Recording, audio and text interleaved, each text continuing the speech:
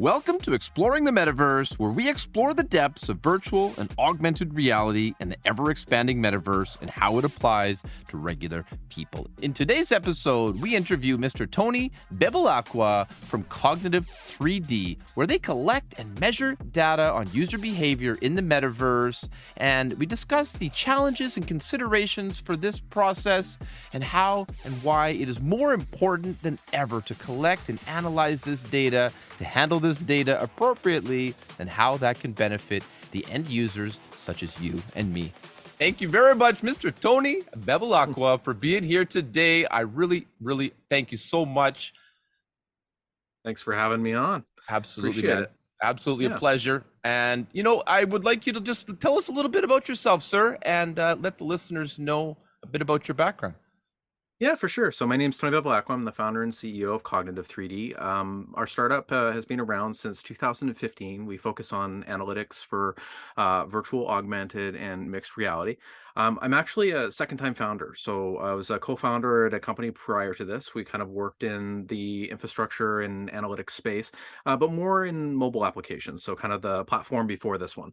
And got really early exposure through GDC to some of the new kind of hardware coming out of a outfit called Oculus, and saw some really interesting stuff, and kind of realized that what I was building in the mobile space was kind of a Me Too product. We're kind of like going after this, trying to build something that was like Mixpanel or like one of these typical analytics products, and I really felt like we weren't innovating. We were really trying to get to parity. We were trying to get to a place where we had the same functionality with a company that was very well funded. So I ended up seeing this new hardware and got the dev kits and started looking at, what the capabilities were in the XR space. And I was like, you know what? We could actually build something with innovation here. Like we could build a product that nobody's ever seen before. And that's really how I kind of got into the XR space and started Cognitive. That's really cool. That's really technical as well. And I'm interested in asking you to break it down just a tiny little bit for the end listener, the just sort of the general concept of the analytics that you're collecting, and just to kind of make the overall vision of what it is that you as a company are achieving, just to give a little like how it works. Yeah, for sure. So I think I should probably start with, how it's typically done, right? If we think about a mobile application, you're typically implementing an SDK. And the type of data that comes off of that is kind of event-driven telemetry. So you're looking at user did X, user did Y, user did Z. And so then, when you're trying to quantify that, it would go into a dashboard and you'd see a chart or a graph. And it's like, okay, this many users picked up this item, this many users made a purchase. Perfect. When we start thinking about immersive technology and 3D apps in general, there's a lot more optionality. Users have agency, users have presence, right? So you've got a much broader scope in terms of the user's ability to participate within the experience instead of passively engage with a mobile experience on a phone. And so when we think about the types of data that Cognitive collects, it's a little bit more about telemetry. It's a little bit more about spatial behavior and how people are interacting in 3D space. So from a technical perspective, the way it works is we offer an SDK as well. It's for Unity and Unreal, and that acts as a conduit for us, our ability to acquire data. And the types of data that we acquire, yeah, we can do things like events and be able to understand how many times something's happening, but we collect more behavioral data. So how people are interacting within 3D space, what's drawing their attention with their eyes, what are they doing with their hands, what are the objects that they're picking up and engaging with within that particular experience. And the way that we quantify our data and our customers' data is not through kind of a chart or a graph. It's actually a 3D representation, or something that we call an after action review. And that the concept of an after action review has been around for a long time. It really kind of started in the Department of Defense. It kind of moved into like the aerospace industry. And effectively what an after action review is a one-to-one replay of exactly what the user did and how they behaved. We offer that via our SDK. So if you're building any 3D app, be it training simulation, consumer research, academic research, or even a consumer app, the ability to replay that session and be able to understand how users exactly interacted within that particular environment. That's incredible. Like, what kind of challenges do you have when you're trying to collect this data? Because it seems like, you're sort of taking an old or an existing sort of concept and bringing it forward into a new world. Yeah, for sure. I think that, it's definitely a new concept. And I think that, we've been around for a while. Like we started in 2015, I left my last startup and we thought the rocket ship was taking off. And the reality is that there was a lot of work to be done in the immersive space, be it hardware maturity, be it applications, be it you name it, right? Like we needed to get untethered. We had weight problems, battery, heat, you name it. And so from our perspective, we thought consumer applications is where we were going to win. And we ultimately shifted that over into the enterprise category. And that's kind of where we've been spending the majority of our time. The reality is that the tools that we needed to be able to understand this data in the detail that would make this innovative was significantly different than the tools and the pipeline and the playbook that kind of existed in the market today. So we spent about 5 years kind of heads down with a small engineering team, just kind of iterating away at what does the art of the possible look like for this particular industry? Like, what does that actually look like? And so we ended up creating the after action review, which is our flagship tool. It's called Scene Explorer. And that's the first thing that we ended up building because I made all the same mistakes. Like I started off thinking, hey, we'll build a mobile analytics tool for XR and then deploy that and we're gonna win, right? But the reality is that to deliver value to people that are building these experiences and to answer the questions that they had, we really needed to kind of flip the paradigm on its head and kind of look at the data from a different perspective. And so we went out, we did a hackathon. I know you're from Canada.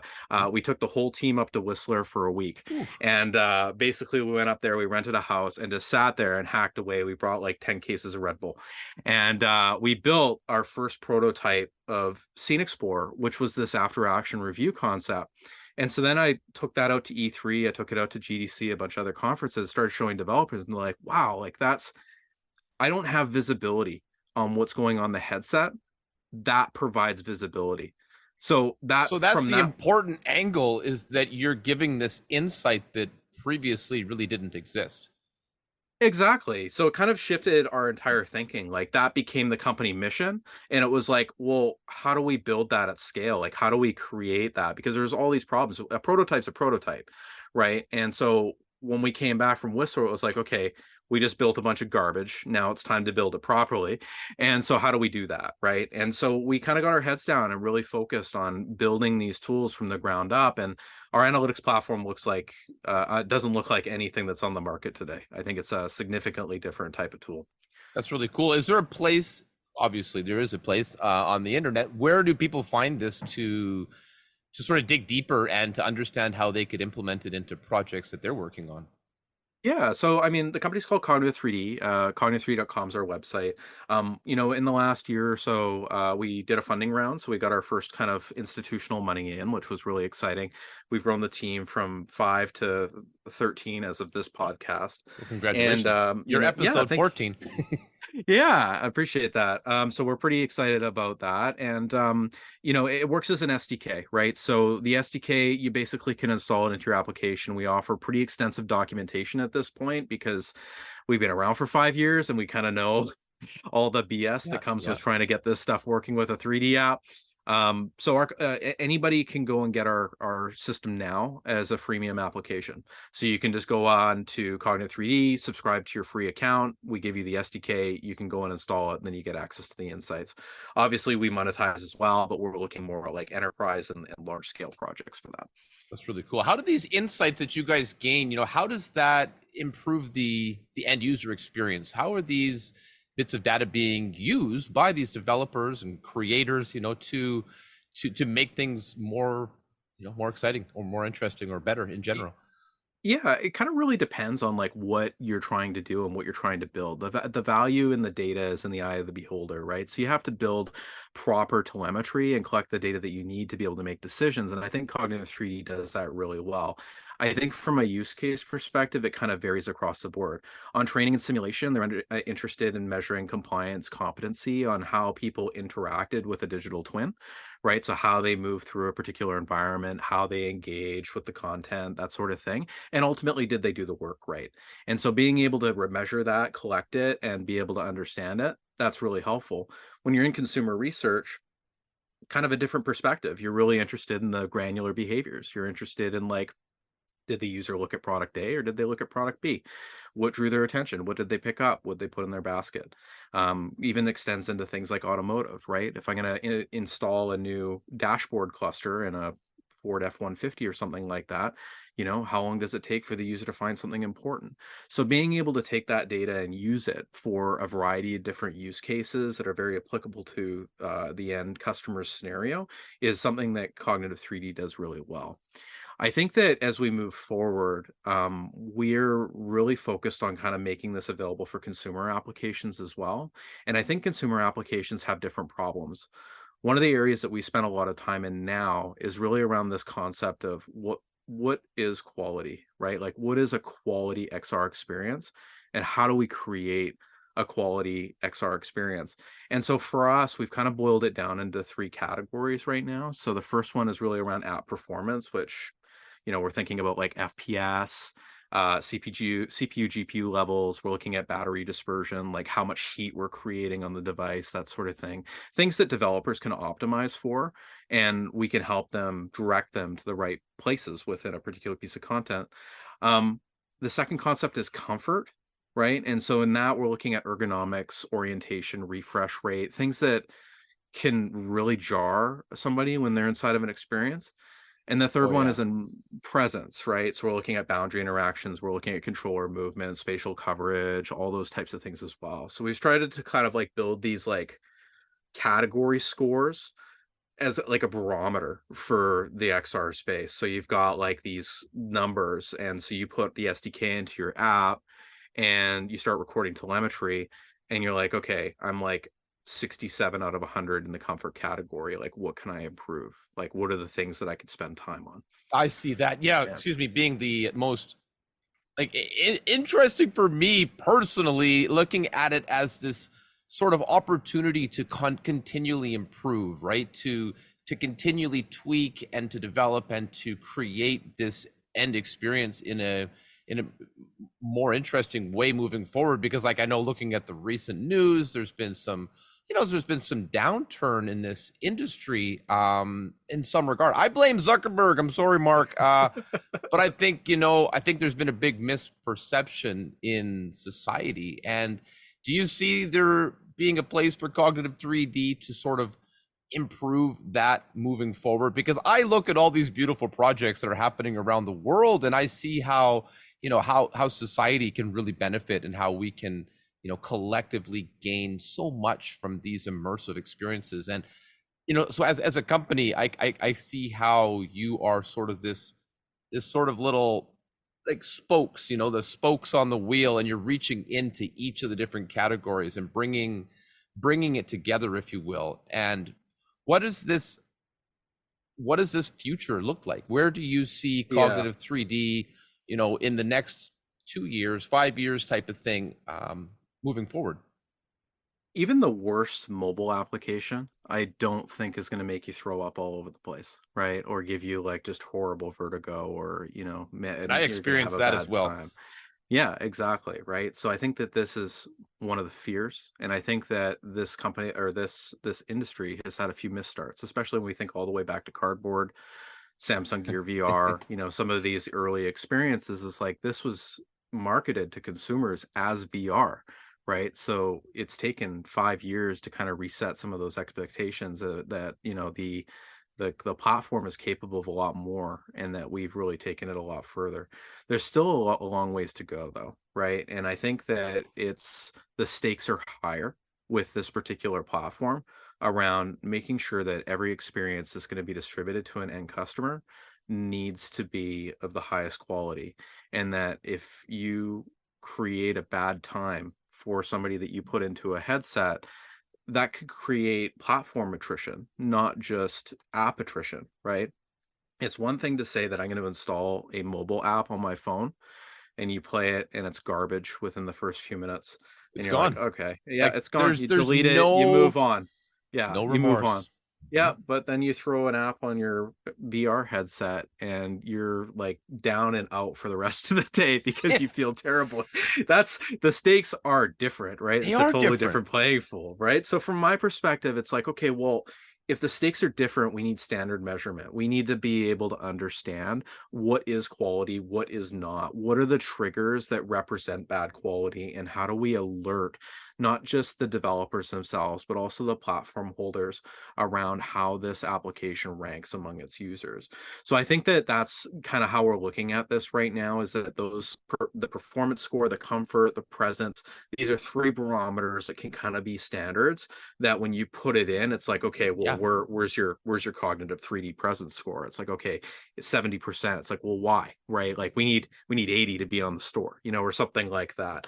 I think that that's where the opportunity to not just for us to be commercially successful, but it's also an opportunity for us to help the industry and grow quality for the platform as a whole. I really feel that. I feel like this is a trend that you're sort of setting, right? You're making it a standard, making there be or making at least the possibility of sort of a minimum expectation being set, and not just because right now I've experienced a wide variety, of different Mhm. worlds, if you will, that have like a massive difference in the end experience, right? I mean, some of them have made me sick. You go for the roller coaster, and you're like, this is. I mean, I've been on roller coasters. I love them. They're Yeah. fantastic, and I've never felt that But there's terrible. there's there's something different about a VR roller Yeah, coaster, that's for sure. yeah. And if you could help understand, what was it that made that experience difficult for me as a user? I think the value that you're providing to this industry as a whole and to the people is really invaluable. And I didn't expect, I'll be super honest with you, Tony, I didn't expect, the collection of data to be so interesting and so practical, right? Because it's a bit abstract maybe for some to hear about the concept. It's not something I spend most of my days talking about, but you've really helped bring it into this sort of tangible space. And what other trends do you see emerging? Like, where is the focus um in the development on your end, in the next version, so to speak? Yeah, for us, it's really about making this stuff really accessible and really easy to use, right? So that's really where we've been spending time. We've had a lot of changes in our company. It's been about 9 months since we did our funding, so we've really been focused on like growing the engineering team, bolstering the technology, getting it, scale ready, and we've done a lot of really significant projects so far. But moving into consumer-based applications, we've got kind of a lot more work to do. I'm thinking a lot more about like academic rigor in some of the metrics that we're creating. I think there's good assumptions that we can make as a company, but there's also a lot of research and a lot of really valuable voices in this particular category that have been studying this stuff at an academic level, not even just in the Oculus generation per se, but even before that, and what it means to deliver a an effective and comfortable virtual world. So I think that from my perspective, making this stuff more accessible, making the tools, I think category level comparisons would be really interesting as well. Like being able to take a score, like a barometer, and being able to say, like, for apps in my category, right? The roller coaster apps, right? Like, what do you typically see Yeah. for comfort, right? And being able to understand that. So it's kind of like a merge between comfort and presence and app performance, but from like an App Annie perspective, like where do you rank, right? I I think think that's that really that's really awesome. It's interesting. really Yeah. practical. It's really the kind of thing I could see being helpful for, for investors and development teams and for creatives alike, to sort of set the direction of the projects that they're working on, that'll benefit, the companies involved, but also, the people that are going to ultimately be using their products. Is there any risks? Is there any concerns that we should talk about? I mean, I like to paint things with a pretty rosy picture, but at the same time, like, there's definitely some individuals out there who might think that the collection of data in general, and they're sort of looking at it in this sort of certain light. What are the ethics behind this? Yeah, for sure. I think that the chief kind of concern that everyone has on this is really around the concept of privacy, right? If you're collecting a lot of behavioral data, again, the stakes are much higher, right? If you're consuming a mobile application, it's a very passive type of experience. You're tapping on things, your intent is very explicit. When you get into gaze and eye tracking and those types of things, intent can be implicit, right? So you can collect data that, users might not, know that they're providing. And so I think that there's a really kind of slippery slope that, we need to be very cognizant of. We at Cognitive3D, we are in the business of providing an analytics technology for app developers to use to build better content and better experiences. That's our mission, and it's also represented well within our privacy policy. So we speak to that very explicitly, how the data is going to be used. And we also make sure our privacy policy is in line with the device developers in terms of the privacy policies that they have. Regardless of how you feel about Meta, Meta has one of the most progressive data developer policies out of anybody on the market. That's good They to know. explicitly lay out exactly the types of data you can collect and how it may be used. And things like advertising and intent explicitly banned, from being able to use things like that. So we make sure that we're in compliance with those things as well. I do think that the platforms themselves can do a lot better work in being able to collect consent on data collection. I think that that's an area that needs a lot of work. At Cognitive, we've created something called the XR Privacy Framework. So that's xrprivacyframework.org. And so the XR Privacy Framework, it's just a free Unity and Unreal plugin that we created, and it provides a pop-up disclosure of different types of data, like data types that you consent to allow data collection of. It's kind of like the GDPR pop-ups that you see, kind of in these websites and stuff like That that. seems like second nature, but I understand how Yeah, they don't want the it friction point.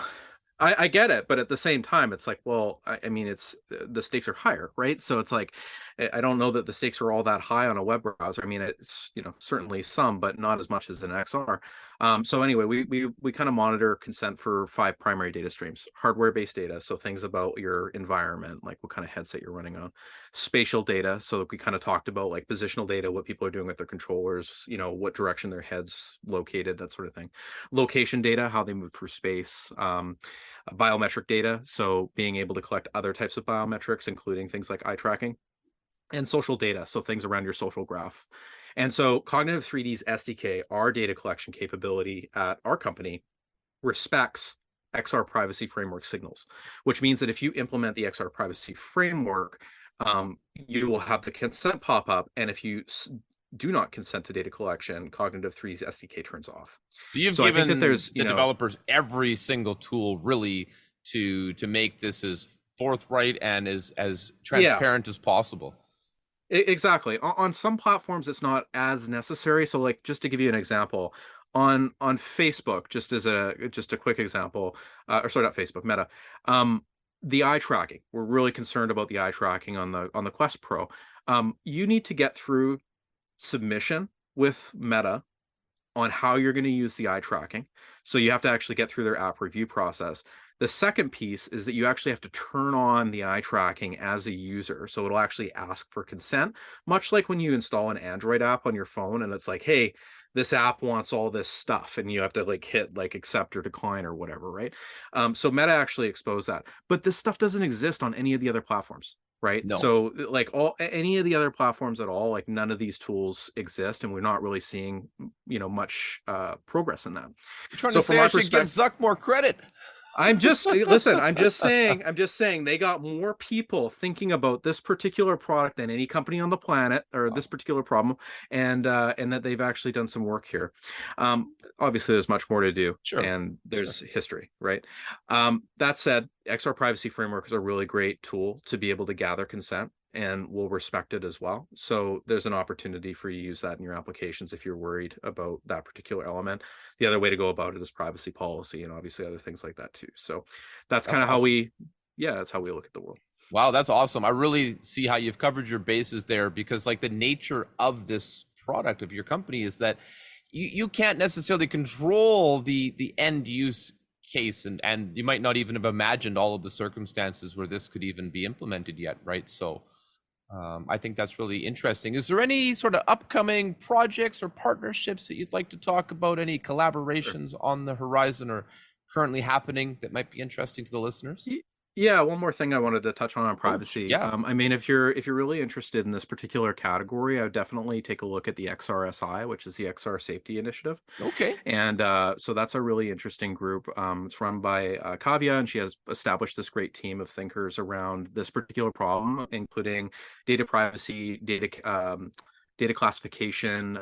They also spend time on like child safety, like what does it mean to be in these environments as somebody, under 18 years old or whatever. So I would definitely take a look at that, and it's an area to worth looking at and potentially supporting. That's really Um, cool. and, That's awesome. yeah, and just to circle back to your other question about partnerships, yeah, I mean, we've been, kind of expanding the accessibility of our tools. One of the things we're working on right now is to get I don't even know if I'm allowed to talk about this. Hmm. Hmm. Nope, I don't got anything on the partnership side right now. No problem. I I don't understand, have, I don't have, I don't have contracts in front of me. I'm not sure what I'm allowed to say. So yeah, Yep. Yeah. No, I understand. I always try to tease any little bits of information out that could yep. be, interesting to anyone else. And, just sort of in general, what do you see in this virtual world moving forward? What kind of trends in the industry do you sort of expect, and do you sort of feel are ahead of us? Yeah, I mean, I think that the funniest one, I love the name of your show about exploring the metaverse, and from my perspective, I think the metaverse is a really interesting term. For me, it's about standards and stuff like that, and kind of tying all of these underlying fundamental technologies together. I think it was a bit of kind of a mistake of kind of trying to turn that Oh, into a consumer term and trying to look at it like that. it's too I was just talking. generalized. It's very broad. Yeah, for sure. I mean, before the internet, became the internet, it was just kind of AOL, right? Like it was really this thing that offered a really specific value proposition, and people subscribed to that particular value proposition. It was the internet, right? Yep. But the reality of it was that's not how people were introduced to the topic. So going out there and saying metaverse, which for me is kind of like the internet for 3D, or like the certain way to look at it is probably not the right go to market. So I've always thought that that's kind of a kind of an interesting term that probably got its day before it was time. Isn't that true? Like I've found so many different explanations for the metaverse. I Mhm. mean, every episode that we've had has had a different take on it, a different twist, coming from a different angle. And I just see this sort of future world that integrates our organic lives and utilizes technology in natural ways that helps to improve our interactions and our Yeah. experiences, our communication. And I really believe in what you guys are doing, and I think it's Mhm. incredible. Yeah, and I think you're talking about kind of underlying value proposition of what it's going to mean to you as a consumer at kind of at the end game. What I heard when you said that was protocols, interoperability, ubiquity in avatars, streaming. Like Yeah. that's what I hear, and those Yeah, and types we of things, need right? that, because without Yeah, that foundation, there is no fun. yeah, for sure. Yeah. That's really cool. Tony, I really appreciate your time. Where can our listeners and viewers keep in touch? I know you mentioned cognitive3d.com. Is there any social channels or ways that you like to keep people up to date? Yeah, you can find us on Twitter and LinkedIn, Cognitive3D on both. And also, if you're interested in the privacy category, xrprivacyframework.org, xrsi.org to check those out as well. That's really awesome. Thank you so much for your time, sir. I appreciate you being here today. Thank you very much.